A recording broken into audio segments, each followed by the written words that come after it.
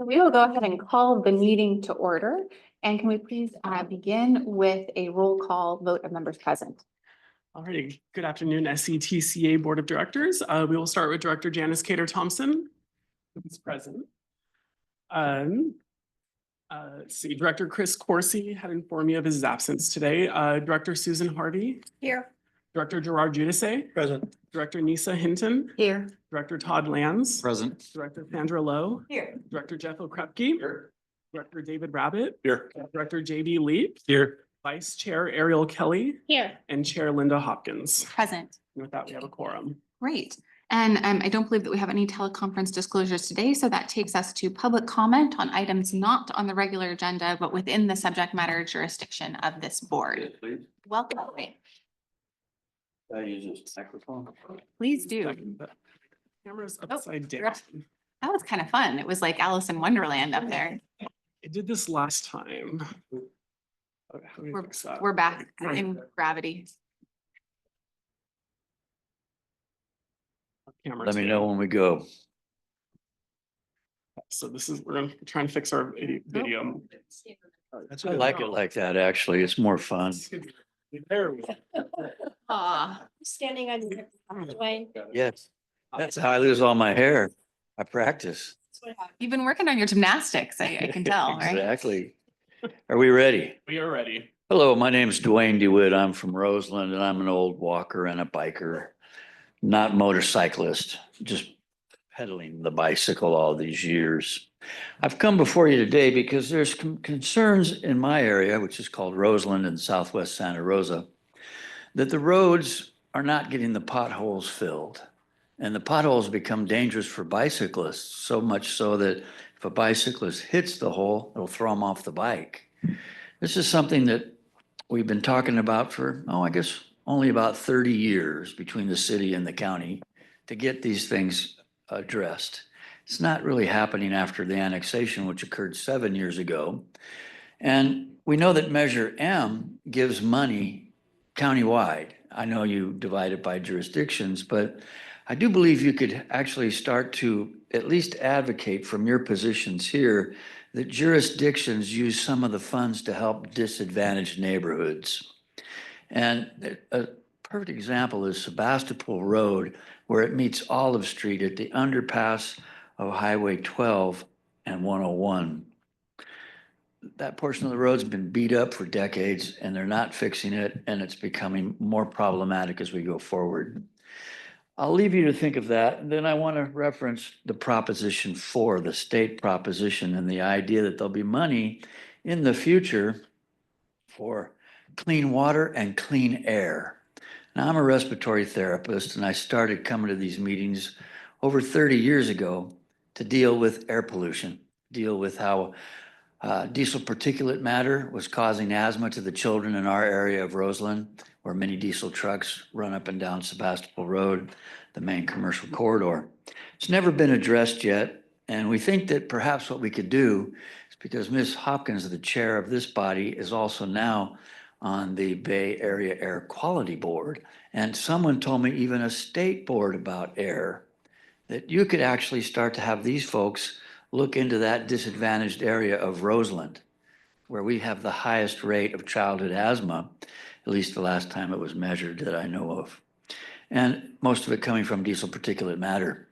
So in the past, a man at the Bay Area Air Quality came up here and visited Sebastopol Road with members of our group and said, hey, we could get you a monitoring grant and we could set up an air monitor here on Sebastopol Road right near what's now going to be called Casa Rosa, Tierra de Rosa. They got some new names for the old Roseland Village Shopping Center that I've known all my life.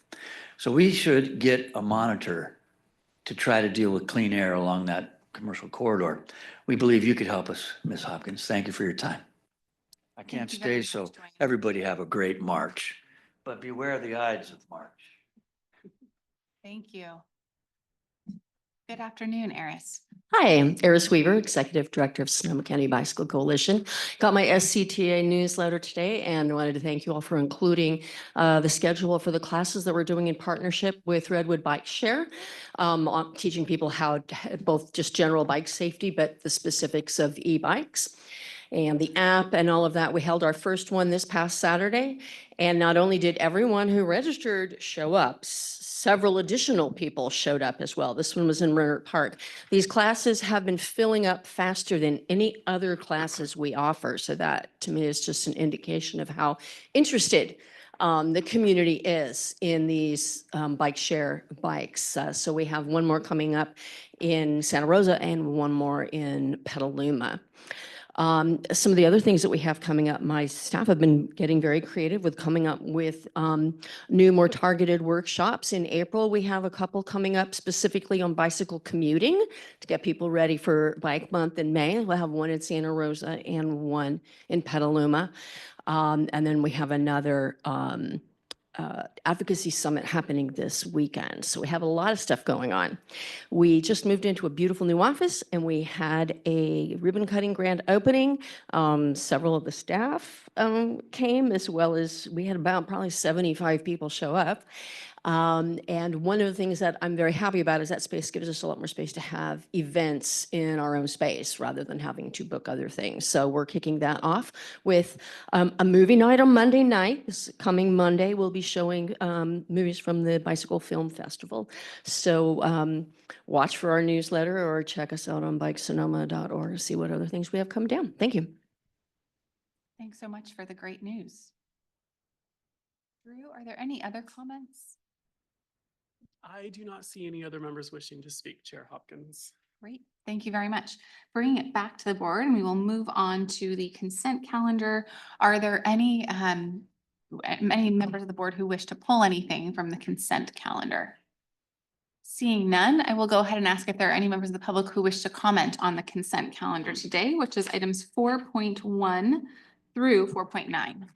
And again, I'd like to speak to item 4.5, funding for the Bike Coalition's Bike to Work Month. We're very happy to have this possibility of working with you all on this again. In the past, we have received funding from Measure M, and it's one of our signature events. And every year I hear from people who are now avid cyclists who say what got them their start was Bike to Work Day and somebody at their job, dragging them out to, beat somebody at the company down the street. So I urge you to approve it and thank you for it. Thank you for your work on this. Any other members of the public in person who wish to comment? Anything from you, Drew? I do not see any members on Zoom wishing to speak, but I also want to note for the record that Eris Weaver had sent in a pre-submitted public comment for items 4.6 as well. Great. Any comments or questions from my colleagues on the consent calendar? Seeing none, Eris, I just want to thank you for your work on this. It is really exciting. And I think that not only should we support it, but we should all try to do our best to participate. And then my last thing that I'll say, not to get on my soapbox, but to get on my soapbox a little bit, is just that we also need to do education for vehicles because we can educate cyclists all we want, but we also really need to work on the share the road etiquette, because it is very dangerous and alarming when you see folks who just have no clue that they are supposed to share the road. Oh, that's awesome. And I will say that bus drivers tend to be much more respectful than most vehicle drivers that I have seen. Would anyone like to make a comment or a motion? I think we had a correction on one of Oh, the yes, items thank you that for we reminding me. needed a note for the record. Really appreciate that. It was item 4.9, and I believe that it says 25-25, and it should say 25-26 for the year. So, and that is, yes, it's actually on the sort of overview of the agenda. It was actually correct in the sort of more detailed staff report. Thanks for that reminder. So would anyone like to move that with the one edit and adjustment on item 4.9 to reflect year 25-26 and not 25-25? I'm going to give you the second just because you dropped the mic and. All right. All right. So we've got Director Harvey was the first, right, with the motion, and then Director Lowe with the second. And the mic drop. And I think that since we are all here, we can actually just do a voice vote. So all in favor, please say aye. Aye. Any opposed, any abstentions? That motion carries unanimously. Wonderful. And that will take us to our first regular calendar item, which is our climate funding strategy ad hoc report, which Tanya will present. Good afternoon, Chair Hopkins and directors. I'd like to give a brief report out on the first meeting of the Climate Funding Strategy Ad Hoc for the year, which was on February 13th. And there were a number of items discussed on the agenda. We started out with a discussion on the climate bond or Proposition 4. And as you may recall, that's an area that staff is really closely monitoring along with our political group to make sure that we're engaged in that process. And one of the places that staff has started is to develop a list of climate bond priorities. So reviewing the different program areas in the bond and looking at the areas that we feel RCPA SCTCA will be most engaged in. So those areas that we identified include water conservation, extreme heat and community resilience, transformative climate communities, which funds a lot of community-centered equity-based projects, urban greening and urban forests, and community resilience centers.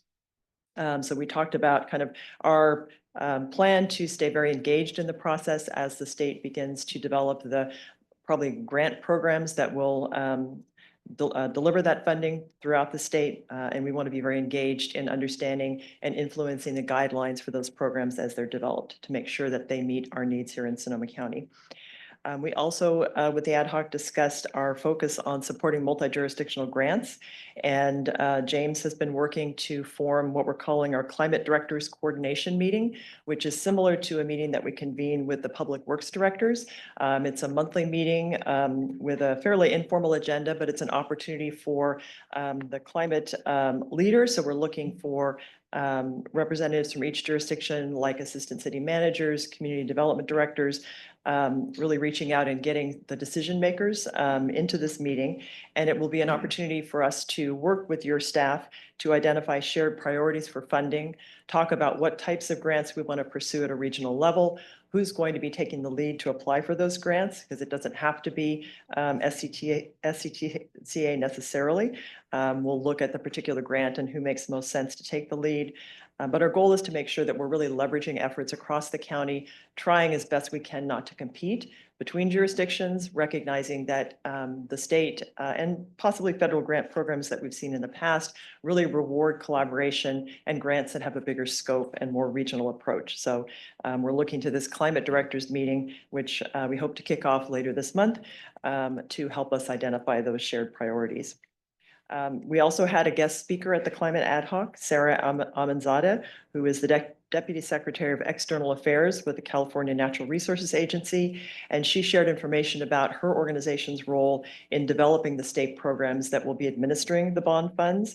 And her organization has a survey that's currently out, and I believe I included a link in the staff report for us to give input on how to improve the process for distributing the climate bond funding. So that's a great opportunity for us to provide our inputs again for Sonoma County.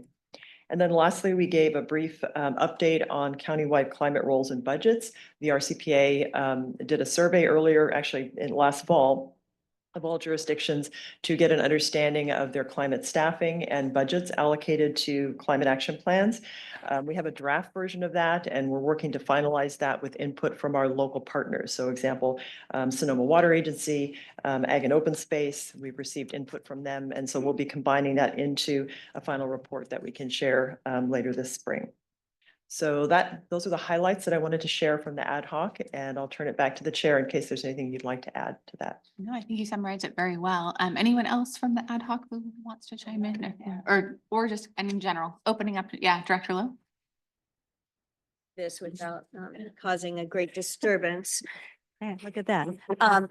Is there any advocacy going on the part of the counties with regard to the budget on Proposition 4? I mean, there's some speculation that some of those funds are going to be used to balance the state budget or in some way not going to come to the counties.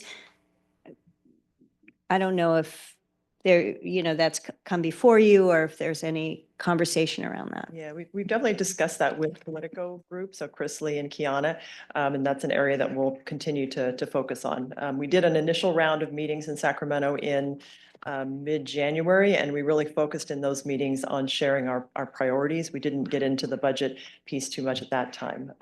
James, is there anything you'd want to add on that? So as of right now, it's still a $10 billion bond, and they have not routed the funds other places. And that's our intention of our advocacy, is to make sure that the bond stays whole and there's not some set aside that occurs. Any other questions on this one, Director Giudice? Yeah, I just forget, are we seeking consultation with the tribe and or SSU? Thinking that perhaps Claudia Luke might be a good resource, and Federated Indians of Great Rancheria. They've really done a lot of heavy lifting as of recently. Yeah. We haven't done that Traditionally. yet, but that's a great suggestion. And Thank you. a lot of times as I peruse the, grants.ca.gov, there's a lot of times when if you can partner with a tribe, it opens up a lot more boxes, a Yeah, lot thank more you. That's a great point. opportunities. So. Any other questions or comments? Seeing none, are there any members of the public who wish to comment on this item? In person, seeing none. Online, seeing none. With that, this is just an update. Thank you so much, Tanya, and I will hand it back to you for the next item. Great. And then I think the one after that also. in Yes. fact. And then I'll sit down. Three. So the next item, I believe, is the elective pay briefing. And Yes. It's a moment to bring the slides up.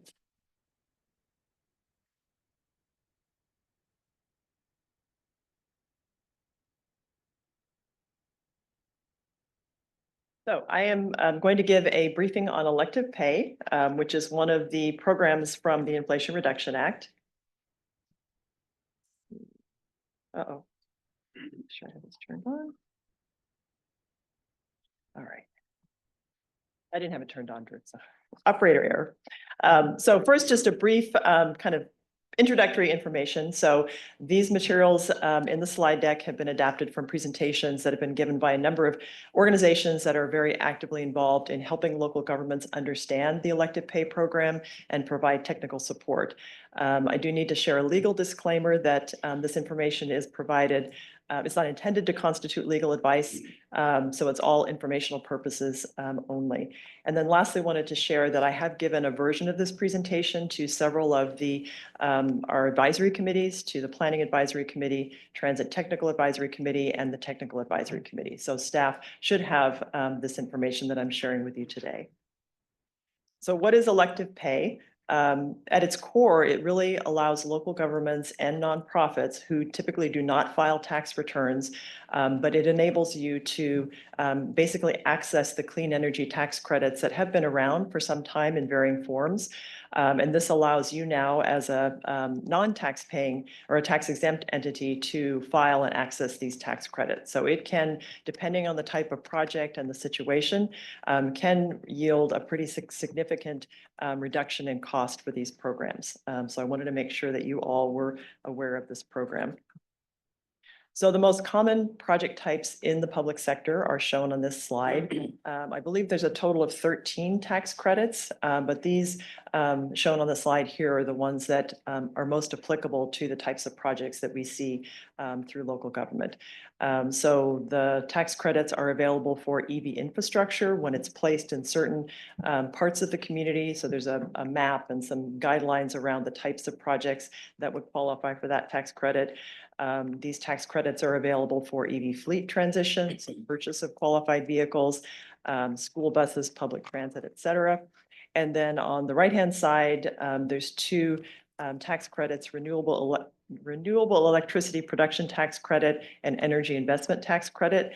And these can be used to fund projects like microgrids, solar, rooftop solar. So some of the types of projects that your jurisdictions may be embarking on or looking at could be covered under this program. So a brief overview of the elective pay process. It looks simple, and I think it is fairly simple, but as with anything tax related, it is important to have the right kinds of advisors and legal and financial advice to guide you through the process. But essentially, as a local government, there's a pre-filing registration. So once you've identified the projects that you want to apply for tax credits for, there's an online website where you register for a unique pre-filing number. And then you would go through the process of completing the appropriate tax forms. And depending on the project that you're applying for, there's different forms that would have to be filled out.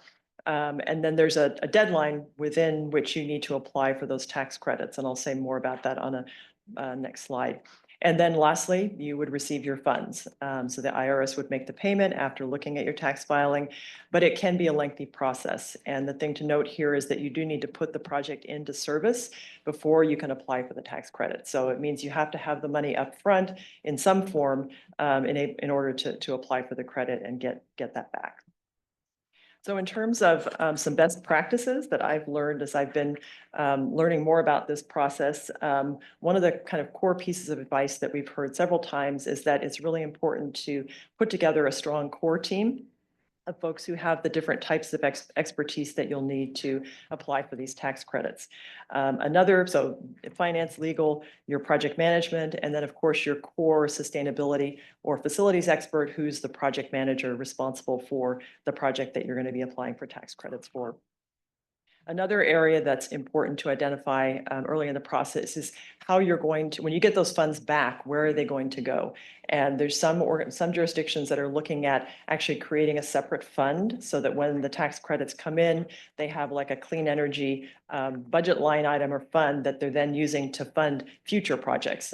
The city of Denver is an example of a jurisdiction that has done that successfully. So they're kind of rolling forward those funds to fund subsequent projects. So I think that's a really great best practice. So in terms of the kind of calendar and filing deadlines, just to give you a sense of the overall timeline and process, there's two ways that you could file for these tax credits. One would be under a calendar year, and the second would be under a fiscal year. And so that top, the red line going from January to December is the calendar year example. And there's two projects as an example that were placed into service in 2024, the 10 EVs in February and the solar project in August. And so both those projects could be applied, the tax credits could be applied for, and the initial deadline to apply would be May 15th of 2025. And you can file an extension. As long as you file that extension by May 15th, you can get an extension to November 15th. So if you have some projects, for example, that you put into service in 2024, you do have the ability to file for a tax credit, and you could request an extension to allow yourself time all the way to November. And then the second example is a fiscal year, so July 2024 through June 2025. And in that scenario, which is that second red line on the slide, only that solar project would qualify because it falls within that fiscal year timeframe. The EVs would not qualify for filing under that fiscal year timeline. And the initial deadline for filing on a fiscal year basis would be November 15th, 2025. And you could request an extension to May 15th, 2026. Now, there are some potential threats for elective pay. This is a program through the Inflation Reduction Act, at least the elective pay piece for local governments. But there are a couple of things to note here. One is that tax credits can't be revoked by executive order. They're written into the Internal Revenue Code and part of statutory law. Congress could change those tax credits with the 2025, with legislation in 2025. But based on everything we've heard so far from the organizations that I mentioned at the beginning of the presentation, any projects that you've put into service in 2024 should be safe and entitled to those tax credits. And legislative changes would likely not be effective until 2026. And so if you're thinking about a project that goes into service in January of 2026 or later, those could possibly be affected depending on what happens with the tax code. So protecting elective pay. I attended a webinar recently that was all about what can local jurisdictions do to advocate and try and keep this very valuable tool in our toolbox going forward. So obviously advocacy is one example. And I believe you should have a copy of a letter that we submitted working with MMO partners to the House Ways and Means Committee, expressing our support and encouraging that committee to keep the tax credits available to local governments. So that's an example of advocacy. We've also heard advice, continue to file. So if you're thinking about filing for 2024, go ahead and do it so that our representatives know that we are still interested in using this tool to fund our projects. And then lastly, to share success stories. There's a couple of organizations across the country that are trying to gather success stories from local cities and jurisdictions that have used elective pay successfully to help them fund their projects. And I just have an example here on the slide of a site in the Midwest showing where you can go and look at all of the projects that have been helped or funded in some way through this elective pay process. And it's pretty inspiring to look at the number of examples that are out there. So I'm certainly hoping that we can have some success stories here in Sonoma County of successfully filing for direct pay. So I'll just wrap up with a couple of resources to make sure that you have access to these and are aware of them. There's an online clean energy tax navigator, got the link here on the screen. And this is actually a tool that can walk you through the entire process of first determining, is my project even eligible? And if so, which tax credit or credits might it be eligible for? In some cases, it can even help connect you with resources that could provide advice on how to file. And it's really trying to be a one-stop shop to help guide you through the process. And then the other resources, there is a great website that has just a very lengthy list of past webinars, presentation slides, FAQs, also continues to post updates as these organizations learn more about the impact of the new administration on this program. Those updates will be posted there. And then I lastly wanted to put in a plug for the BayREN Targeted Decarbonization webinar on navigating the elective pay provisions. And this is a webinar that was presented on February 24th. All the materials and the recording are available online, and you can go check those out if you have an interest. And in that presentation, actually, we had a rep from the city of Denver who talked about how they've been using elective pay. Now, they're in a unique situation because they actually have their own sales tax that funds climate programs. So they're able to use that to fund their projects and then get those tax credits in to help fund future projects. But it's an inspiring example of how a jurisdiction is really using this program to maximize their impact in terms of climate projects. So I would highly recommend checking that out if you have some time. So that concludes my presentation, and I welcome any questions that you may have. Great. Any questions or comments, Director Harvey? Thank you so much for that information. Is it possible for us to get the slides so we can share Definitely. them Yes. with our staff? Thank you. Yes. Other comments or questions? Director Rabbit? You mentioned it, but coming back from Washington and listening to some of the interest in slashing, for instance, municipal bonds, capping and or slashing and or removing all the different tax credits in order to make whatever nut they're trying to crack. And I know any further information, because it's changing pretty much daily with the Congress. Yeah, I haven't heard any updates since I put this presentation together. I don't know, James, if you've heard any updates, but. Yeah, the amount of, I think it was $880 billion worth of projects that were done with municipal bonds that could be capped and or eliminated, which would be just a crime. That lots, it feels like there's lots of crimes happening in DC right now. Any other comments or questions from my colleagues? Seeing none, are there any members of the public who wish to comment on this item, which is item 5.2? Seeing none in person and none online, that was another report. So thank you so much. And on to number 3. All right. So number 3 is a brief overview of the 2025 briefing book. And I do want to give Drew a huge thank you because he's he did all the work to put this briefing book together. So definitely want to express my gratitude to Drew. And usually we didn't give you a full handout of this briefing book, but I'm sure if you'd like one, we'd be happy to print out a copy for you. But we included a link in the agenda packet. And so what I'd like to just give you a high level overview, just so you're familiar with the contents of the briefing book, and definitely welcome any feedback that you have. If there's a resource that we haven't included in the briefing book, please let us know. We're happy to include that in a version 2. So there's an overview section in the briefing book. We've included the work plan that you all approved in our last meeting. We have an updated board of directors and staff organization chart, and then a list of all of our advisory committees and the meeting schedule. So the purpose of the briefing book is really to provide you with important information about SCTCA, how we work, our structure, what we do. So you have it all at your fingertips in case you ever need to refer to it. We've also created a QR code, so it's easy for you to get to the briefing book online if needed. And it's really intended to be a resource guide for you, as well as our committees and members of the public. We do provide this book to any new members of our advisory committees so that they're aware of all of this information. The other important item that we've added to the briefing book this year is information on conflict of interest and the process that how staff is prepared to support each of you in determining for projects that come before you if there's a potential conflict of interest in your area. And so we've got some information in the briefing book about how to request support for that process. So a couple highlights of the briefing book. We've included our new vision and mission and name, as well as a link to the document that describes these items in more detail.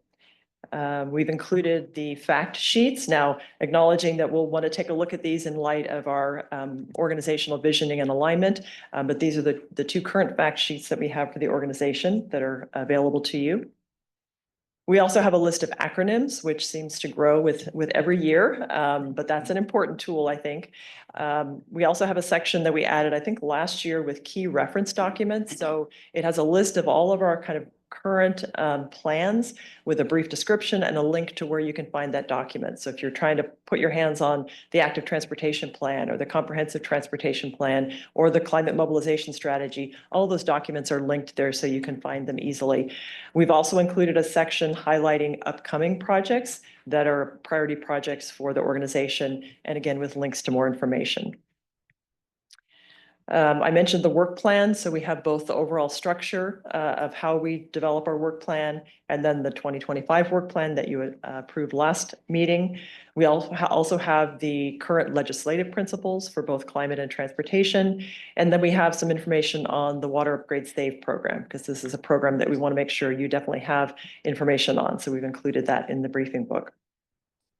Then we have our 2025 directors and alternates, as well as the org chart. So you can see, who's on the team, what is their role. Committee org charts, committee meeting dates, charters and rosters. So if you're ever curious about, well, what is the Climate Action Advisory Committee, really here to do, you can go take a look at that charter and get more information. So with that, that ends my brief presentation. And again, we welcome any questions or any inputs in terms of materials that you'd like to see added to this briefing book. And I'll turn it back to the chair. Thank you very much. Any comments or questions from my colleagues? One thing that I just do want to emphasize that we discussed in executive committee is the opportunity to submit your address to be notified of any conflicts within 500 feet. And it's just nice to have kind of that extra layer of protection. So I know I've done that. I know that Director Hinton has, and I just would encourage you, because I remember if you weren't here for the really awkward meeting, was it last year where one by one we had to recuse ourselves? This helps us kind of plan for that a little bit better, so that we know who might have a conflict with respect to your place of residency or business. So when it comes to funding. Any other questions or comments? Seeing none, do we have any members of the public who wish to comment on this one? Seeing no members to comment and None in person. Wonderful. Well, I think you're just hitting it out of the ballpark here. No one has any questions. Wonderful job. Any final remarks? No, thank you so much, Tanya, for the 3 presentations. Really appreciate it. And so I think that next up is Dana, who's going to be presenting us with the transit ad hoc report out. Good afternoon, Madam Chair and directors. So the transit ad hoc met on February 26th and covered 4 topics with a major focus on transit funding. So we provided an update on developing a near-term solution for the coordinated claim for transit funding. And that solution would be for this fiscal year upcoming 25-26. So through the mascots plan development and process, the operators have met and talked through a new funding formula and agreed to a formula that essentially mirrors what is done in Marin County. This was one of the alternatives that had been discussed earlier with the transit ad hoc and reported out to the full board on as well. So this is essentially splitting up 3 different funding sources: the Transportation Development Act, the State Transit Assistance, and the Low Carbon Transit Operating Program funds between the 3 local bus operators, Smart and Golden Gate Transit, using a dynamic formula based on performance. So taking 50% ridership and 50% revenue hours to identify the share of funding that goes to regional transit and local transit. And then most of the local transit is split up by their share of the population. So that coordinated claim is going through our committees this month and will come back to the board in April. And we are continuing to work on a longer term solution for future coordinated claims. And that is being done through the mascots process. And we'll also continue to be providing updates to the transit ad hoc as that information is developed. And we anticipate that it will be informed by whatever moves forward through mascots. And then that would be done. Our target is to have a decision and a recommendation by early 2026. We also provided an update on the mascot study, the draft service proposals, and the process for identifying the financial impacts of those proposals and ensuring that whatever is brought to the public is actually fundable. So the team is still working through that and working on coming up with solutions that can be presented to the public this later spring and summer. We provided an update on the mapping and wayfinding prototype that's been unveiled in the downtown Santa Rosa Transit Mall and downtown Santa Rosa Smart Station, including pedestrian wayfinding between the 2 sites. This is a prototype of a larger project and vision led by MTC that we're lucky to have been a part of in Santa Rosa with a vision for rolling out the transit signage and maps into pilot programs after the prototype is done, and then eventually throughout the entire Bay Area. If you haven't taken a look at it, I encourage you to go down there and see it. There's also a survey out during the pilot to get feedback that will, be considered for refinement before the pilot programs are put out. Finally, we presented an update on the strategic transportation demand management plan that is underway and discussed the process for forming our partnership committee and our engagement plan. We have some focus groups happening later this week and a public survey that's out right now. And that concludes my report. Happy to answer any questions. Thank you very much. And do any of my colleagues from the transit ad hoc want to share any additional information or? Just a question. I don't believe in the mascot study that ferry was identified as a regional transportation source. Is that accurate? I think that there's not recommendations specifically for ferry being considered through mascots. No. Thank you. Would have been a nice inclusion though, since a lot of us rely on that to get to the city. Yeah. Sorry to lay that Anyone? on out there. It's important to call it out. Appreciate you. Anyone else, any comments or questions? Seeing none, do we have any members of the public in person or online who wish to speak on this item?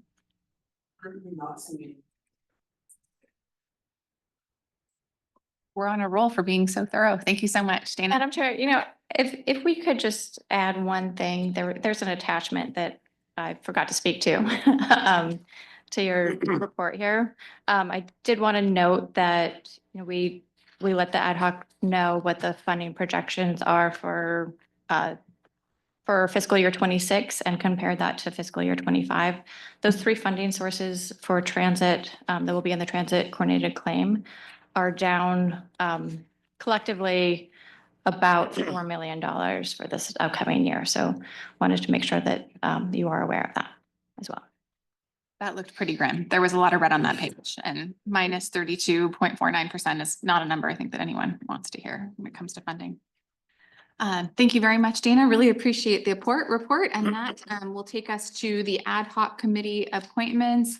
James, is there anything that you want to chime in on, or should I share some info about this? Yeah, I mean, what I'd like to share is, so we do have 5 members on each ad hoc. We can go up to 6 on an ad hoc to make sure that we do not have a quorum of the board present.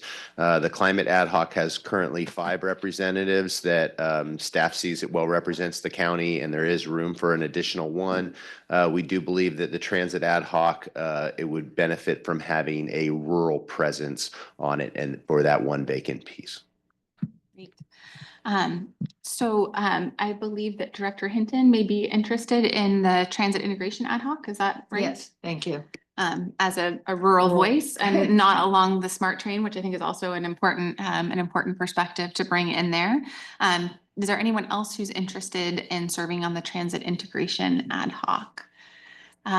And then how about the climate funding strategy ad hoc? We do have 1 vacancy there, and it's great to have another voice on that one to join myself, Gerard, Ariel, Nisa, and Janice are the current, so I mean, maybe we could use a little bit of male balance. I don't know, or, anyone interested in serving on that one? We don't need to have 6, but it's just an opportunity. And you don't have to make all of the meetings. We recognize that it's pretty much impossible. Great. Awesome. Welcome. All right. So I think that, so Director Leap for the climate funding and Director Hinton for transit integration. And I believe that this will require a vote. So would anyone like to make that motion? So moved. All right. Second. All right. All those in favor? Aye. Any opposed? Any abstained? Seeing none, that does carry unanimously. Thank you all for serving on those. And now I'm going to hand it over to Chris Barney for an exciting update on the CTP. And one thing that I do want to sort of preface this with, since we just had a conversation mentioning conflict of interest, in this particular instance, no one received a conflict of interest notice, because even if you live near these areas, we are not taking any action today whatsoever. This is just an informational report. There is no funding. And I'm just going to check in with council to say that to make sure that I said all of that right. Was that okay? Great. So there is no conflict for an item that is just informational in nature, even if you happen to live within proximity to any of these projects. So there's no reason for anyone to go into the other room right now. Yes, like we did last time. And I'll hand it over to you, Chris. All right, thank you so much. Chair Hopkins and directors, hopefully I'll be able to make this exciting. So high bar there. So before I dive into the slides here, just a little bit of background on our comprehensive transportation plan. So this is a guiding document for our agency, and it outlines vision and priorities and goals that we'd like to work on over the next 4 or 5 years, out to 25 to 30 years in the future as well. So I'm going to be talking about the project list, the draft project list in the plan today. And I would like to note that it covers larger projects that are generally having a project cost of 1 million or more, and it is financially unconstrained. So although some of the projects on the list do have attached funding identified, a big portion of them do not going forward. So let's go ahead and dive into the slides here. So there are a number of reasons we track projects in the comprehensive transportation plan. So one is to look out into the future and to identify transportation needs and priorities. So that includes bicycle and pedestrian facilities, road improvements, maintaining what we have, and looking at transit improvements. So it covers a lot of different types of our transportation infrastructure and system that people use to get around our county. Another thing that we do with the projects we track in the CTP is looking out to the future. So looking at not only how we get around today, but how things may change out to 2050 or later, right? So looking at population and employment growth, the infrastructure improvements that we are envisioning, and see how people will be able to get around in the future, where the congestion points, where the pain points could be on those accessibility means for getting around the county. The comprehensive transportation plan project list also feeds into the regional transportation plan that our colleagues at the Metropolitan Transportation Commission prepare. So projects that feed into that process need to be in the CTP first, and projects in the RTP or that regional plan are lined up for regional funding sources. Also, as part of our own funding activities at SCTA, we're required to have an updated policy and planning document to help guide our funding and programming process. And then looking at our own funding activities, we use the CTP to identify potential projects for those dollars. So just a few highlights for the draft project list. We worked closely with your staff, your public works planning and transit provider staff to update projects, remove old outdated projects, and identify new projects. So 15 projects were identified as completed since the last CTP. So keep in mind, these are the big projects, those $1 million or more. So there are a lot of smaller projects that were completed in the same time frame. Over 200 projects were carried over, and we worked with your staff to make sure that the costs and the project descriptions and locations of these projects were all updated to meet current thinking and needs. And then over 100 new projects were submitted. So we issued a call for projects last fall and received a lot of new submissions in December of last year. So that brings us up to 315 total projects in the CTP. The estimated project cost is $17 billion. So this is going out to 2050. So it's a long time period. And just under 5 billion of that 17 billion is identified as going to be coming through and identified funding sources. So the 5 largest projects in that list, and it's a 14-page list with, I think, probably size 6 or 7 fonts. So if you'd like a bigger version of that, please let me know. I can provide that in Excel or poster size if you'd like to dig into that more. But the 5 largest projects are 2 State Route 37, the interim project, and also the long-term sea level rise project at between $4.5 and $5 billion. Ongoing operations for SMART out through 2050. So I would mention that those operations fundings are identified. So that's not an unfunded project. Another large project is pavement maintenance for the county, unincorporated county. So a ton of lane miles in the unincorporated areas. So a lot of need to keep up that pavement. And then smart East Whale Rail capital enhancements to potentially provide service between Novato and Solano County. So moving on to bicycle and pedestrian infrastructure. So I just wanted to provide a quick snapshot of current bicycle activity. About 8% of all trips in Sonoma County are taken by bicycle or walking, and just over 3% of commute trips are walk and bike trips. So a small proportion, but close to 10% of all of our trips are made by foot or bike. We also saw in our travel behavior study that 60% of trips in Sonoma County are 5 miles or shorter, and 30% are less than 2 miles. So there are some opportunities there to shift some of those trips that are being made in automobiles over onto the bikes and walking as well. So looking at our existing system, as part of our active transportation plan update, we updated our estimate of miles of bicycle and pedestrian facilities. There are 402 existing miles, 122 of which are multi-use pathways or separated from traffic. So definite definite focus on those separated facilities in the ATPs, and it was good to see a lot of those out in the system. And then looking at the active transportation plan, about 1,100 miles of new bicycle and pedestrian facilities are planned going forward. So here's a look at some of the big bicycle and pedestrian projects. So implementing all of those projects in the plan, it's about 1.2 billion. There's some big ones in there. So looking at all the small projects and all the active transportation plans, so those are those projects that are under $1 million, smaller scale. That's $486 million going out to 2050. So a lot of projects in there, a lot of small projects that would benefit all of our communities here in Sonoma County.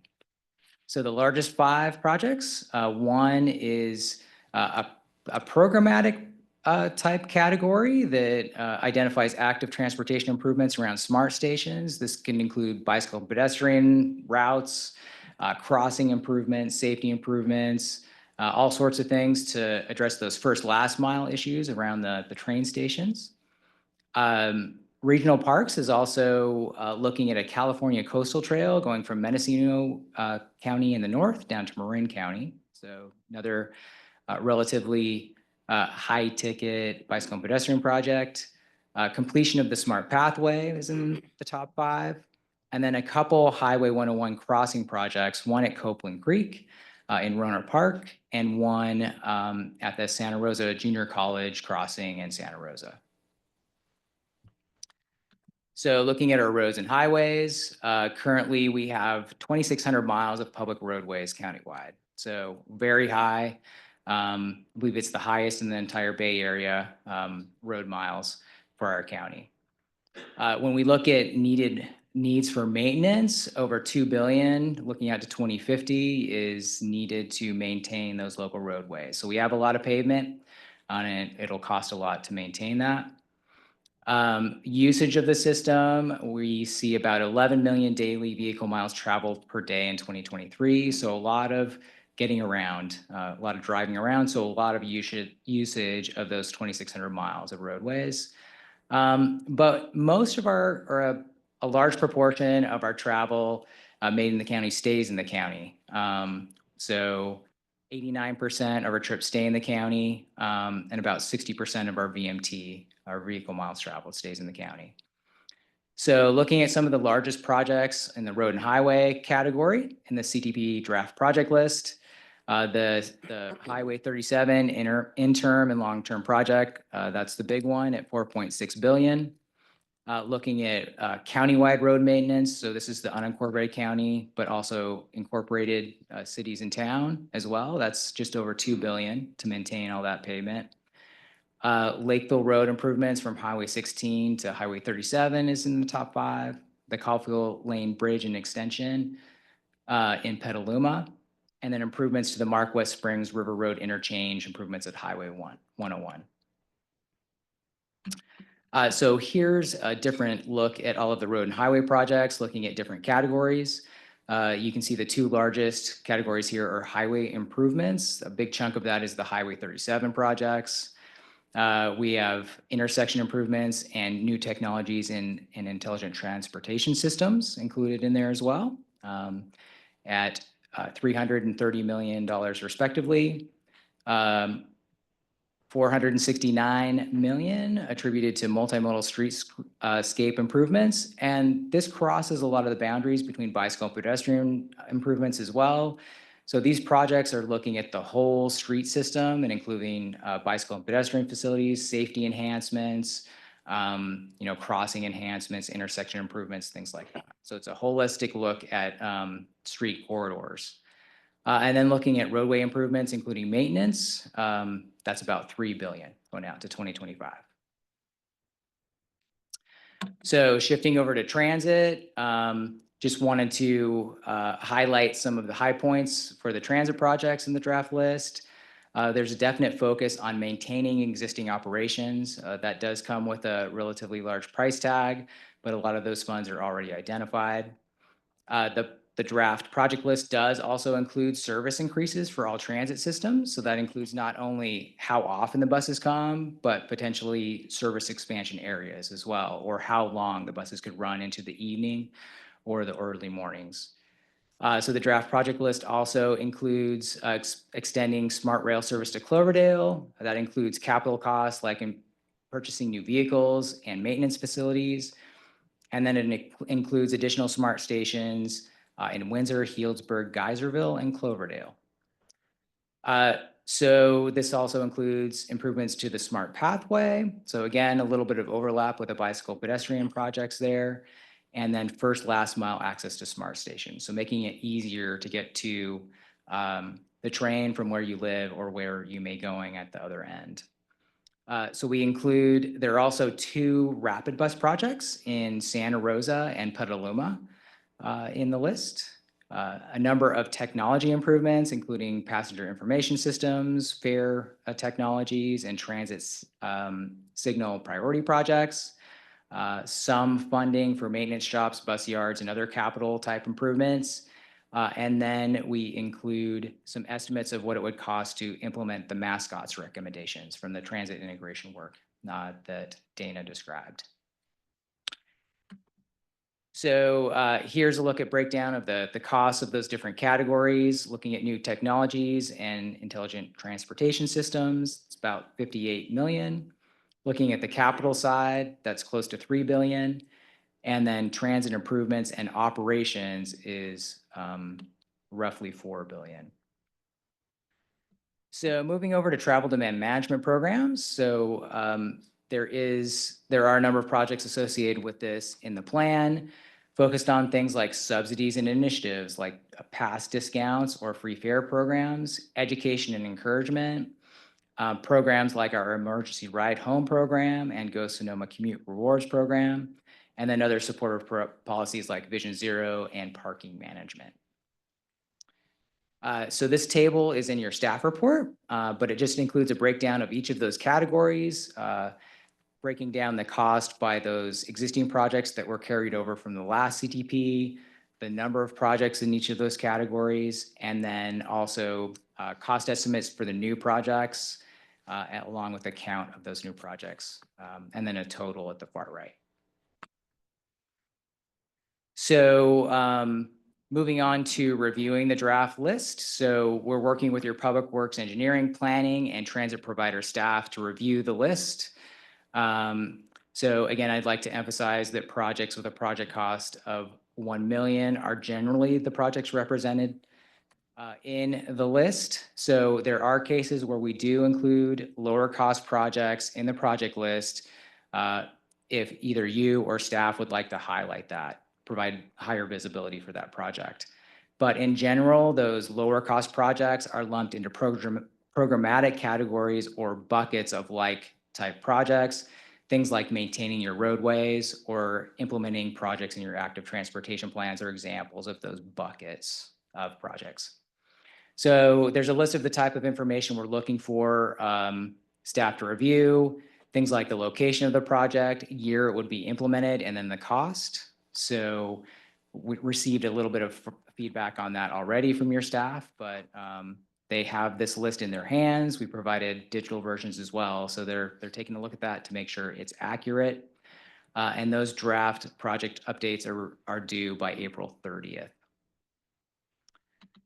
So looking at the project list update schedule and timeline, we worked with your staff back in last fall to update the existing project information and identified those carryover projects, drop projects out that were completed or aren't priorities anymore, and get that list of 212 projects. We issued a call for new CTP projects last fall. Those were due on December 13th. We received over 100 of new projects in December. And so we have the draft list. We're making the rounds with that right now in February and March. Once we have those updates by April 30th, we'll move into the performance assessment phase where we'll look at future conditions, right? If we will look at what if scenarios, what if we are able to implement all of these projects. We'll take a look at future housing and employment projections and see how that would impact our ability to achieve our CTP goals, how it would impact emissions, mobility, and access in Sonoma County. So we'll dig into that work this spring. We'll bring the results of that later this summer or early fall. So in conjunction with that, our colleagues on the projects and programming team will be releasing a SCTA funding program cycle 2 call for projects this summer. So they'll be coming to you sometime later this year on some details on that process. And that's where the money that will be available in the near term will be kind of lining up with different projects. So we have this large list of 300 plus projects in the CTP. This is looking at the near term and how those could be implemented. And we'll be using the results of the programming and projects teams work on that to develop a short-term implementation plan for the CTP as well. So overall, the CTP is looking at 25 to 30 years. We really want to dig into what we can do in the next 5 or 10 years to implement some of these projects and help achieve our goals. And so with all of that work, we'll also be at the same time still out in the community, conducting outreach and engagement on the CTP, identifying community needs and preferences and issues they're having with the transportation system. We'll be updating the content of the plan, and we'll be we're shooting for bringing a final CTP to you back by the end of this year. So with that, Madam Chair, I'll turn things back over to you and happy to answer any questions. Thank you so much. Any questions or comments on this one? Director Giudice. Thank you, Chair. Embedded in those SMART projects, are there any monies earmarked for the SMART path between Petaluma and Cotati? That's a great question. I'll dig into that really long list and I can follow up with you with identified funding for that section. So that was Petaluma to Cotati section? Yeah, basically to the Corona, wherever it leaves off there. Great. I'll look into that and we'll get back to you with an answer. Director Lowe. Are there any streets identified in the area commonly referred to as Boys Hot Springs, that area? I see there's county roads there, I mean, the big intersections, but the city of Sonoma, it says several streets, repaving, whatever, but I don't see any for our adjoining Springs community. Are they just small and they're not on there, or do we need to advocate for them? How do we get them fixed? Yeah, I'll definitely take a closer look at that specifically, but I would suspect that they're part of one of those bigger bucket categories. So County Pie has some big maintenance categories, and they have lumped a lot of those smaller types of projects in there. So I'll dig in a little bit and I'll get an answer back to you on where there could be coverage for the spring. Robinson Road. Robinson They Road, just okay. put it there. I have video I can show you Yeah. that truck realignment as I driving through it. But yeah, I just think it's unfortunate that such a large population lives adjacent to the city of Sonoma. And a lot of those streets, half of like Verano Avenue that's mentioned, Verano Avenue, half of that street is in the city of Sonoma and the other half is in the county. So it's a historical anomaly that honestly I would love to fix it sometime, perhaps before I die, who knows? But it just seems it's a very overlooked area. Thank you. Thank you. Other questions or comments from my colleagues? Also on the sort of to follow up on, I was trying to look through and there are just so many. I wanted to make sure that the full Lower Russian River Trail was on there. We did approve a feasibility at the Board of Supervisors. I know that the coastal trail was definitely on there. And I thought I saw portions of it, but I wasn't sure. So maybe we can just follow up separately. I know regional parks blessed this, and I know that they're focused on that as well, but I just want to make sure that translated. Yeah, I'll So. check in and we'll let you know for sure. Perfect. You're saying yes. I see a thumbs up from the back. Okay, All right. so I just Thanks, missed it. David. And the like hundreds of. He's got it however up, many, so it's Small print. very small print. Yeah, thank you. Any other questions, comments from my colleagues? Seeing none, do we have any comments from members of the public, either in person or online? Seeing none. I feel like staff is batting 300 today. They're just so thorough that no one has any questions or comments. Thank you so much for the report. Appreciate it. And with that, we are moving on. David is going to be presenting on the State Route 12 and Fulton Road feasibility study report, which was also 547 pages or something to that effect. Thank you, Madam Chair. David Roberta, Director of Projects with Sonoma County Transportation and Climate Authorities. With me, I have David Williams from our consultant, Mark Thomas. He will be providing a presentation on our feasibility study that we did for the intersections of State Route 12 and Fulton Road, along with the intersection just to the west at Merced Avenue. With that, I will turn over to David, and I think you should be able to share your screen. Yeah, just can you hear me okay? Yes. All right, I will share screen.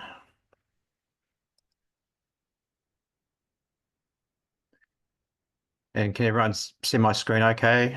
Yes, we can. Terrific.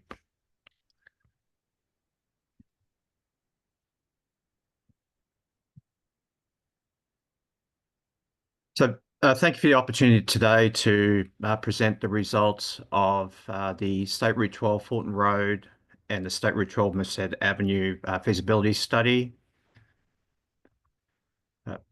Today, we'll just be talking about why we undertook the study. It's been going on for probably about 15, 16 months now. The type of public outreach that we did, go through some of the short-term, mid-term, and long-term improvements that we looked at and sort of got public input on, and just the next steps, and then finish it out just with opportunities for questions from anyone.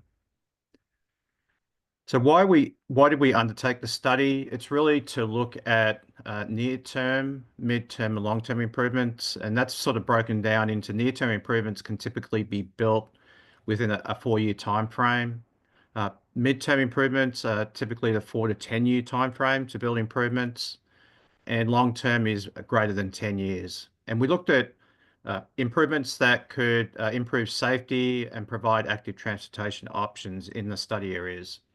And this also helps us to increase probability of attaining future federal and state funding for the projects. So the two main study areas, we primarily looked at two areas. We weren't looking at a corridor study along State Route 12. It was focused in the first area on the left side there is Fulton Road, which primarily is within City of Santa Rosa jurisdiction. We sort of looked at the area, the intersection area along State Route 12, up to Occidental Road to the north and south down to Sebastopol Road. The second area is just to the west of this. It's within Sonoma County right of way. This is at Merced Avenue, and primarily, once again, just focused in the intersection area where Merced Avenue crosses State Route 12. The type of improvements we looked at were varying from sidewalk gap closures that exist out there, bicycle pedestrian improvements, intersection modifications, trail gap closures in the area as well, mobility hubs, which provide an opportunity to link various transportation modes, and also in long-term interchanges. So just wanted to outline the type of public outreach we did. We started by having monthly project development team meetings that included representatives from SCTA, the City of Santa Rosa, Sonoma County, and Caltrans. We then took a broader approach and created what we called stakeholder working groups that included the PDT members, but also included City of Sebastopol, bicycle and pedestrian advisory groups, transit agencies, local police, sheriff, and also local schools and colleges. And we provided quarterly updates to that stakeholder working group as well. And we also did what we call pop-up events and public meetings. So the pop-up events, this is really an opportunity at two locations where we did an event back in March of last year at Matote Food Park in the Roseland area. This was right before a public meeting that we did in person at the Wright Charter School. That was in April of last year. And we got a lot of great input from the public, both verbal and written. We took a lot of those comments and we continued to evolve the study. And we provided updated information at a second pop-up event back in September of last year at Matote Food Park. and we once again got some great feedback on some of the concepts that we had evolved and sort of showing those to the public. And then in October of last year, we did a second public meeting, this time virtually, and once again got some great feedback and comments from the public.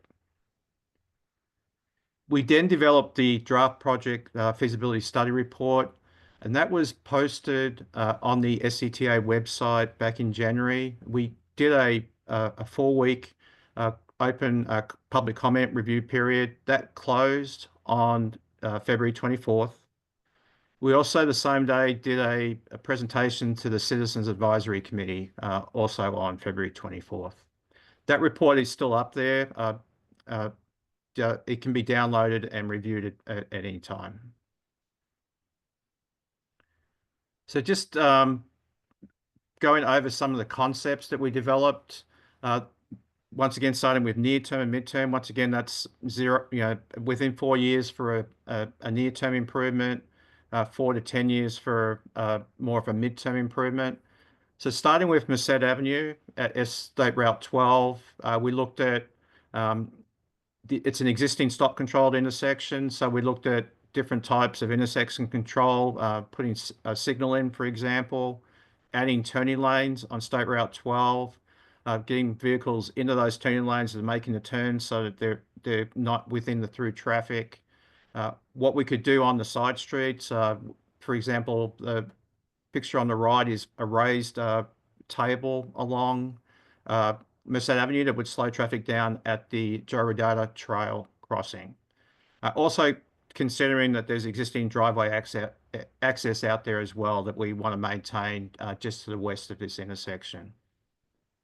There's also transit bus stops that exist today, so we looked at ways to improve those and working closely with the transit agencies that were part of our stakeholder working group.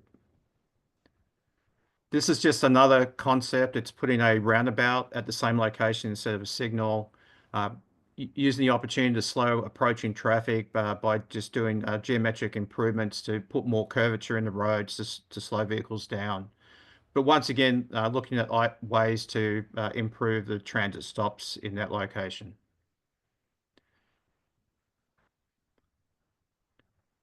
Now it gets fairly busy in terms of looking at Fulton Road and State Route 12. There's a lot more going on. What you see on this exhibit, it isn't like one project. It could be, you could do some sidewalk gap closures, you could do some intersection improvements, trail improvements. So it's really a snapshot of everything we looked at in the study area in terms of near-term and mid-term improvements. So the sidewalk gap closures, there's opportunities on Occidental Road as well as Sebastopol Road to do those. Along Northright Road and Fulton Road crossing 12, we looked at different ways to move pedestrians and bicyclists, including multi-use trails off the actual roadway as well. We looked at the trail crossings. There's a gap right now in the Joe Rodata Trail between Northright Road and Sebastopol. So it's using that existing right-of-way that used to be for the rail and converting that to a trail, doing at-grade crossings at the trail connections with Northright Road and Sebastopol Road. Doing signal improvements at SR12 and the adjacent Occidental Road and Sebastopol, adding turning lanes, extending length in turning lanes to provide better improvements for traffic making turns through those intersections. So taking that same footprint, now it's looking at putting a roundabout at State Route 12 instead of a signal. So taking that opportunity, because Occidental Road is so close to State Route 12, most likely you would need a roundabout there as well to move traffic. So this is just very similar in types of improvements, but it's just a different way of moving traffic, pedestrians and bicyclists through this area, utilizing a roundabout instead of signals. In terms of the other improvements, like the sidewalk gap closures, the trail gap closures are very similar to the previous exhibit. We also looked at these mobility hubs. These are those opportunities where we can link different modes of transportation. providing opportunities to expand transit in the area as well. So this is just one example of a site we looked at. We looked at 3 sites in the project area, and there's probably, we believe, other opportunities elsewhere just beyond the study areas where you could also utilize a mobility hub as well. But it's really looking at, providing EV charging, bike charging, providing those transit stops. It's really a good way to link various modes of transportation.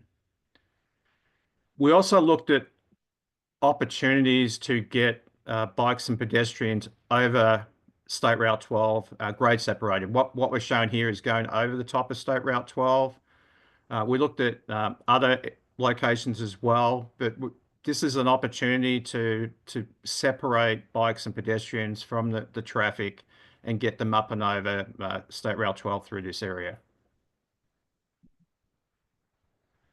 In terms of long-term improvements, this is more going to be interchanges. So we went through an exercise of identifying different types of interchanges. All the ones you're going to see in this in these next few exhibits, we assumed that State Route 12 was elevated up and over the top of Fulton Road. So this first one is more of a traditional tight diamond interchange with signals that you typically see around the state. This could be, you may have already done some near-term or mid-term improvements, and this would just be a future stage of some of those improvements. This is very similar to the previous one, but it's now got roundabouts at the ramp intersections instead of signals. And once again, for a concept like this, we most likely would need a roundabout at Occidental Road as well. This is a rotary interchange. This potentially you could do an at-grade roundabout sort of more midterm along State Route 12. And then in the future, you could elevate the freeway up and over the top of like a rotary interchange like this and do some ramp modification. So something like this may blend well with something you could do midterm or near term as an improvement. This is a diverging diamond interchange. You're starting to see these a lot more now in California. This really, as you go along Fulton Road through the interchange, the traffic switches sides of the road. It provides more free flow for vehicles to get to the on-ramps. And then once you get through the interchange, if you're not going to the ramps, you switch back to the other side. So these are becoming more common. There's a couple being built. There's one being built already, and there's several planned in California. And finally, this is just a variation of that previous one where you have a roundabout at one end. This is more for the type of traffic conditions we would experience and moving traffic through that end. There's a heavy traffic flow in the peaks between State Route 12 over to Occidental Road. So what are the next steps? It's really, it's this presentation today to the board. Our goal is to finalize the report, and we would replace the draft report that's up on the SCTA website with the final report. With that, open it up to questions. Thank you so much. And I'll bring it back to my colleagues for any questions or comments on this one. Director Lee? Thank you for that presentation. Now, that was pretty amazing. A lot of absolutely amazing drawings. And I was especially entranced by the intersection of Fulton and 12. And I just imagining just sort of popping a roundabout in that intersection was absolutely amazing to me, stupefying, I might say. And I was just curious, pardon my asking such a strange question, but do you have any idea if you were to study the traffic flows in that intersection, what the difference between a car going on Highway 12 through that intersection from one end to the other versus going on a roundabout, going through the signal versus going through a roundabout, what the difference in transit time is? We didn't get down to that level of detail in the feasibility study, but in general, the roundabout would be would get more traffic through there typically compared to a signal. That was my assumption, since it pretty much would have to be true or you wouldn't do it. But Yeah.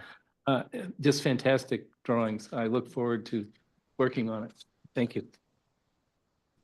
Any other questions or comments from my colleagues? Director Hinton?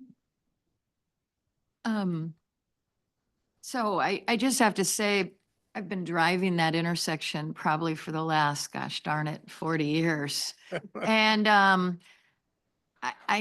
mean, I hate to say pie in the sky, but I mean, I love roundabouts. I just can't imagine one at this intersection, and also just to go over Fulton. I'm just, it just seems like, would that ever get approved for funding? I mean, we just did a study on our fire department and we said, well, with this budget, what would we afford? You know, they would like us to tear the whole thing down. But so I just kind of had to comment on that. When you look at these studies, it's almost like the bypass that was looked at many years ago for West County, not to go through Sebastopol. I mean, what is the chance of getting funding on this intersection for something like these designs? I'm just kind of curious. Through the chair. Yeah. Oh, go ahead, David. Through the chair. So we are definitely looking at that possibility because, as you mentioned, getting funding for an interchange that could cost $50 to $120 million someday is going to be a monumental undertaking. And right now, with the traffic demand that's out there on the west side of Santa Rosa, it's not necessarily needed right away, but it's something we don't want to preclude for the future, or if it's needed 20, 30, 50 years from now, perhaps.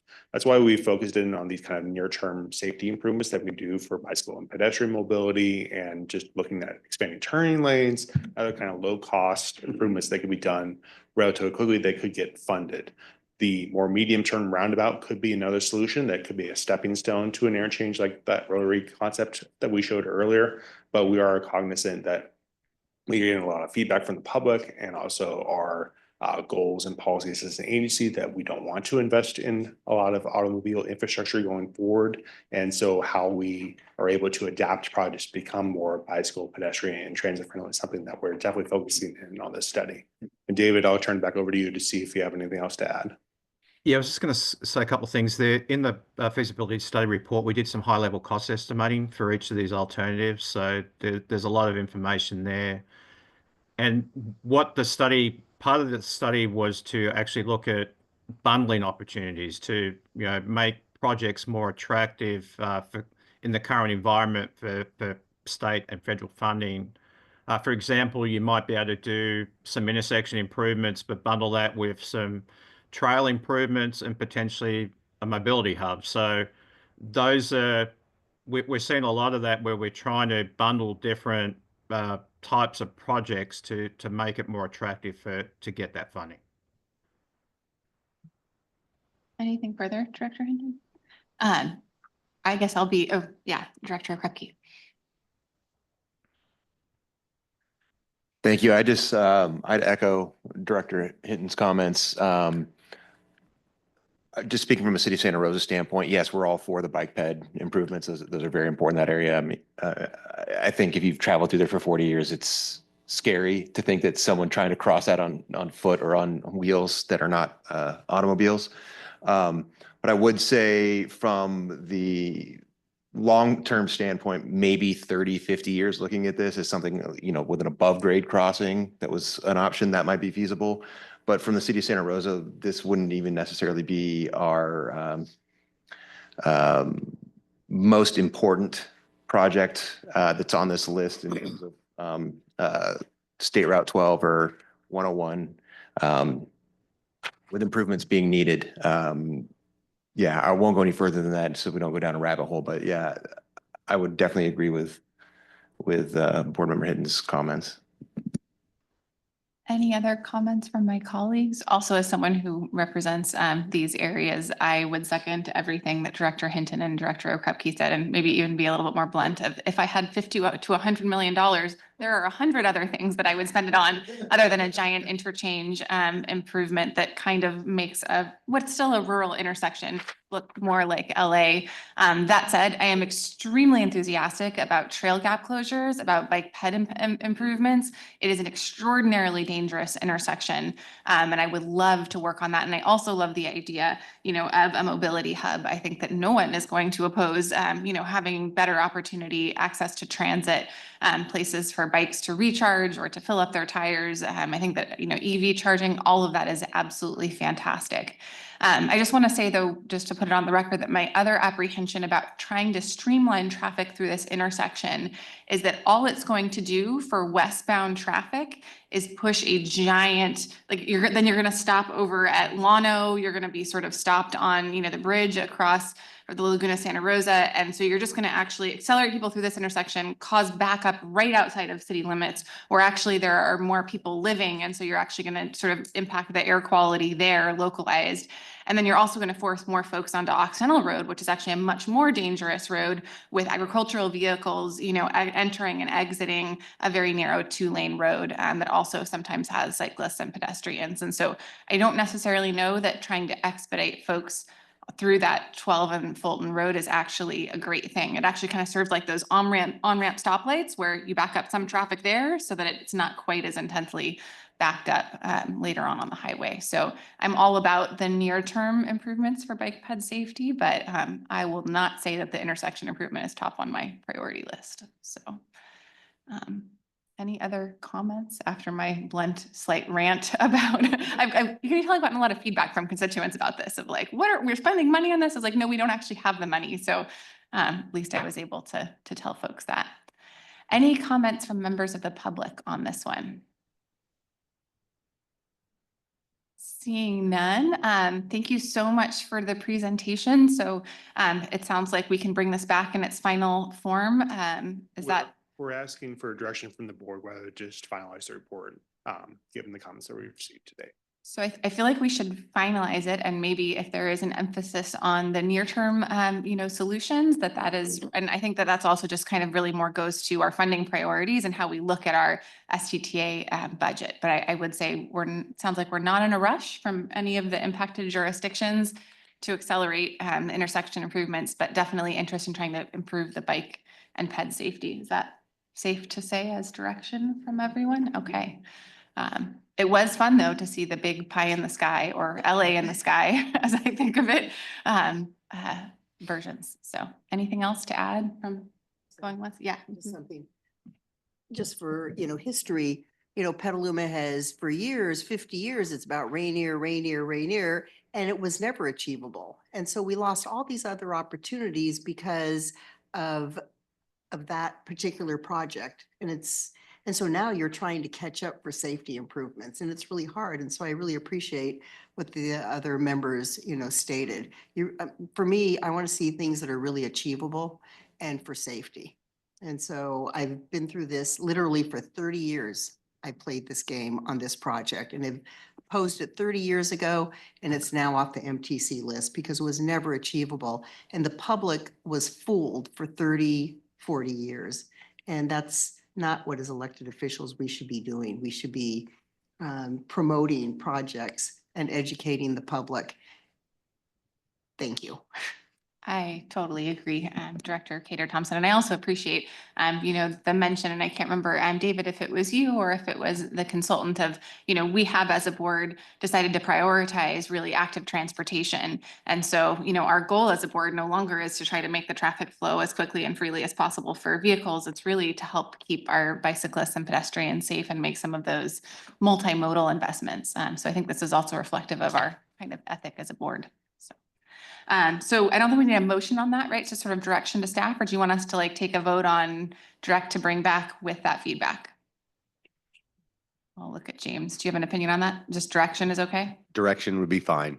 Perfect. So direction to bring it back. Well done. Appreciate all of the ideas and look forward to prioritizing that bike ped piece. With that, we're going to go ahead and go on to reports and announcements. And so James, I'll hand it over to you for the executive committee report. Our executive committee met today. We discussed the current agenda for today for the board, as well as future board items. We also discussed the rollout of our rebranded name as Sonoma County Transportation and Climate Authorities, where we'll be coming back to the board with some final recommendations and updated templates. So going forward, likely at our April or May meeting, we'll have all of the updated templates. We're looking to roll those out in April as part of our Earth Week outreach that's happening that month of April. We gave the executive committee an update on our Bayren Water Upgrade Save program, as well as discussed some of the legislative priorities that are detailed on the consent calendar today. And that concludes my report for the executive committee. Thank you so much. Regional agency reports. Do any of my colleagues serving on regional agencies wish to share any information with us? Not much happening. Not too much happening. Anyone else going once? Director Kelly, you got some? I'll just share that at our last month's SMART meeting, we appointed Supervisor Corsi to be chair of SMART, so he is our incoming chair. Wonderful. Any other regional agency reports? Going once, going twice. On to just advisory committee agendas is just an FYI for the board. And then that takes us to Ross with marketing and communications update. Good afternoon, directors. The following are highlights from SCTCA communications activities over the past month. Staff tabled at the LoCN Bridging the Digital Divide event held at Becoming Independence Backdrop Space in Santa Rosa. Activities promoted were the ongoing Comprehensive Transportation Plan survey. We obtained some good direct feedback that will be used to inform the plan update. The Hearn Avenue closure, messaging and ongoing coordination. Staff coordinated with Caltrans and City of Santa Rosa to develop and deliver messaging for the February 18th and 19th full closures of the 101. Closure was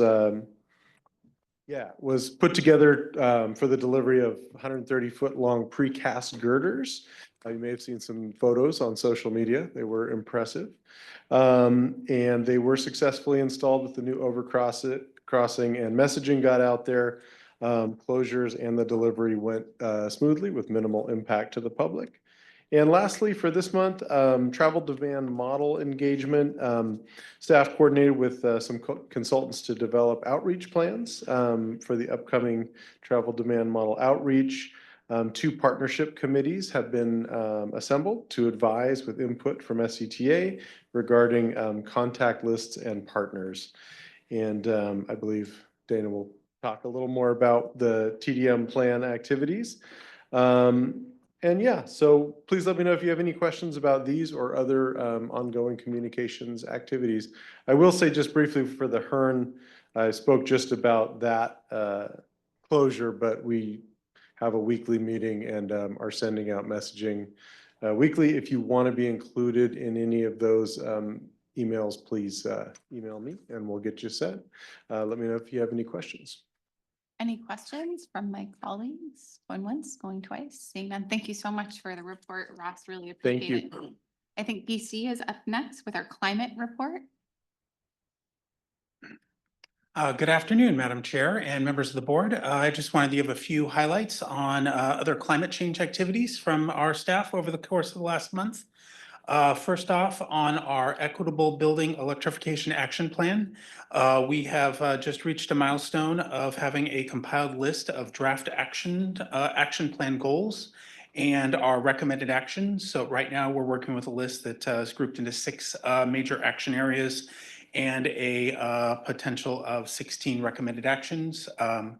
That list will be updated over the course of the next couple months. I'll be reviewing that list at this upcoming Friday with our Climate Action Advisory Committee at this upcoming Friday's meeting, and then reviewing that list and getting feedback from our jurisdictional level staff advisory group that will be meeting later on this month in late March or early in April. And then let's see, second, wanted to give a highlight or an update on the local government EV partnership. Staff here hosted the meeting last week on that discussed the launch of the Equitable EV charging plan for the county. SCTCA staff is working in partnership with the county staff and assisted with consultant interviews last week to select a vendor and begin work on that project. So that project is one that Tanya is working very closely on. Next up, I wanted to give a couple of highlights on our work on the Bayren energy efficiency programs. We're continuing to work very closely and partner with the county's energy and sustainability team on outreach and education events. A couple that I wanted to mention that are just happening in the next few days. For anybody who's interested, this upcoming Saturday on March 15th, there will be a North Bay Induction Cooking Expo. And then later this month on March 25th, there will be a multifamily property owner workshop to gather input on multifamily upgrade projects and working with the Bambi program, which is part of Bayren. Final update as part of our Bayren work on the water upgrades upgrade save program. Our program lead on that, Chris Cohn, has been very busy developing and finalizing the outdoor offer for additional, which will add additional services to the program. So the design on that program upgrade is complete. And so for outdoor offer, we're basically talking about the ability to use the program to help pay for drip irrigation hardware, smart controllers, pressure regulators, things that are actually involved with regulating and saving water and saving money on outdoor irrigation in addition to indoor irrigation. And one last update there on the water upgrade safe program is that communications or kind of conversations are continuing on utility recruitment, with active conversations right now happening with at least one additional jurisdiction that's here in the county, and one large water district that's in the greater Bay Area. So hopefully we'll be able to come back soon with additional good news on that. So that's my climate change activities report, and I can answer any questions. Any questions from my colleagues? Seeing none, thank you so much. Thank you. It sounds like we're very busy, and thanks for the assistance on the county activities. Appreciate that. I think Steph is up next with planning. Hello. Hello, good afternoon, members of the board. So planning has been very busy for the BMT reduction and mitigation program. Planning is meeting with stakeholder groups and interviewees, including community groups, housing and governmental experts, business groups, and the CEQA engineering practitioners to discuss the project and BMT mitigation needs and preferences. The project team and technical advisory committee continues to refine the list of potential BMT reduction projects and programs to explore different project administrative setups. For the community-based transportation plans, or CBTPs, we're moving forward with the outreach and engagement phase now. So we will be going to Santa Rosa Avenue and Central Roanoke Park to engage the community regarding the CBTPs. And you will see us at Lola's Market in South Santa Rosa this Friday, so swing on by at 4 p.m. And we will be gathering lots of information from the community and on their community transportation's concerns, barriers, and needs for the next few months. For the CTP, you've received an extensive update from Chris, but in addition to that, the draft project list, we also have outreach going on. We have the CTP online survey, which is currently open until late summer. For regional planning, staff are working with MTC and local staff to coordinate work on the transit-oriented community policy and Plan Bay Area 2050+. For the strategic TDM plan, we're working with SEER on an engagement plan and existing programs for the gap analysis, and have completed substantial input from the partnership committee. Input for TDM strategies will be sought out through 2 focus groups later this week, and a public survey just recently launched on Friday and will be open until the end of March.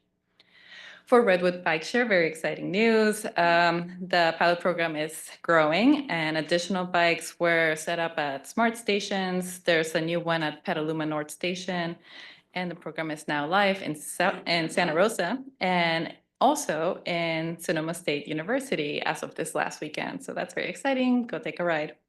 And there are new drop zone parking areas that have also been added in cities and in existing service areas. And that is all for planning. Any questions?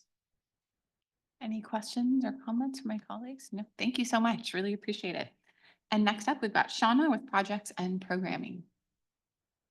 Thank you, Madam Chair. Good afternoon, directors. Just a few brief comments just to bring you up to date on projects that are happening around the county. On 116-121, we are looking at a traffic switch to the new stage that will follow paving on the 17th of this month. That is, of course, weather dependent. But that means that the intersection might look a little different. For the Hearn Avenue interchange, we are anticipating some overnight lane closures to install deck pans so that they could provide a deck pour, which is scheduled for the 20th of this month. Again, weather dependent. So if we get a lot of rain, that will probably be postponed. But we're anticipating that deck pour, and then we'll be working towards actually shifting traffic onto the new bridge. That will be fun. And then one other thing that I wanted to bring to your attention was just that we are continuing to work on finalizing the fiscal year 24 Safe Streets for All demonstration projects. However, that is one of our federal grants that was not under contract by the January 20th deadline. So we're still waiting to hear on that one. And with that, I'd answer any questions you might have. Any questions from my colleagues? Seeing none, thank you so much. And now we'll ask if there are any members, actually, we'll do board member announcements, then we'll go to members of the public. Anyone have anything that they want to share? Anything fun coming up in your local jurisdictions? Director Peter Thompson? Absolutely. This is in April, but April 27th, the smart path from Corona to Pengrove is going to open up. And so we're encouraging people to come down, and we're going to take a bike ride from the Corona station to Pengrove and then back. And so that's really exciting. And then, of course, we have the Butter and Eggs Day Parade, which is, I think, on the 19th. I have to look.